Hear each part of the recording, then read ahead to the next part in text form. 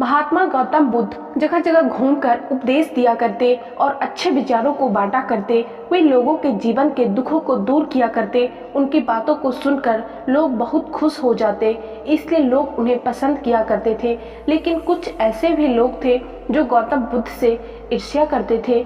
एक बार गौतम बुद्ध अपने शिष्यों के साथ भ्रमण कर रहे थे, तभी एक व्यक्ति उनके पास आया और उन्हें उल्टी सीधी गालियां देने लगा और उन्हें ढोंगी बोला। यह सब सुन लेने के बाद भी महात्मा बुद्ध ने कोई प्रतिक्रिया नहीं दी। वे शांति और चुपचाप रहे। ऐसे में उस व्यक्ति ने फिर गौतम बुद्ध को उल्टी सीधी गालियां दी और उनके पूर्वजों के बारे में भला बुरा कहने लगा। लेकिन फिर भी महात्मा बुद्ध ने उसे कोई प्रतिक्रिया नहीं दी और वे शांत रहे।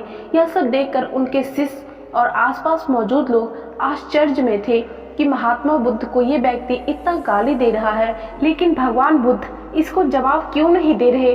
कुछ देर बाद वह व्यक्ति अपने आप ही शांत हो गया। उसके शांत हो जाने के बाद महात्मा बुद्ध ने कहा, अगर कोई हमें तोहफा देता है तो यह हमारे ऊपर है कि उसे हम लेते हैं या नहीं। अगर हम उसे अपना लेते हैं तो वह हमारे पास आ जाता है, वहीं अगर हम उसे नहीं अपनाते तो वह उसी व्यक्ति के पास चला जाता है जिसने वह तोहफा दिया था। उसी प्रकार इस व्यक्ति द्वारा दिया गया अपशब्द स्वीकार करना या ना करना मेरे ऊपर है।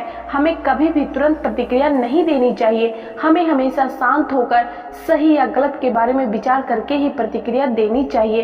इससे बुरी से बुरी बातें टल जाती है और मुसीबतों से छुटकारा भी मिलता है। महात्मा बुद्ध की यह बातें सुन लेने के बाद वह व्यक्ति शर्मिंदा हो गया और तुरंत बुद्ध के चरणों में गिर गया और उनसे माफी मांगने लगा। बुद्ध ने उसे माफ किया और वे वहां से आगे बढ़ चले। दोस्तों, इस कहानी से हमें यही सीख मिलती है कि कुछ भी स्वीकार करना या ना करना हमारे ऊपर है। इसलिए हमें जीवन के लिए अच्छी चीज़ों को स्वीकार करना चाहिए, वहीं ऐसी चीज़ों को अस्वीकार करना चाहिए जो हमारे जीवन के लिए अच्छी नहीं है। इस कहानी से हमें यह भी सीख मिलती है कि जरूरी नहीं कि दूसरे द्वारा किया गया अपमान सच में आपका अपमान करता हो।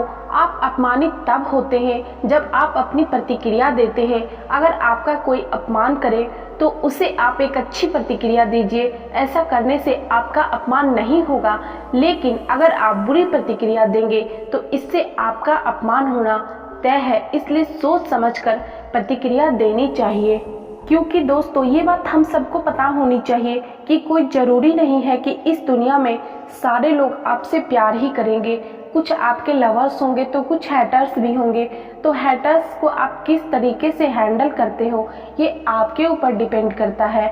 क्योंकि अगर मान लो किसी ने आपको गाली दिया और आपने उसको भी बदले में गाली दिया, तो इस पे आपने उसके गाली का प्रतिक्रिया किया और ये बात आगे बढ़ते ही जाएगा।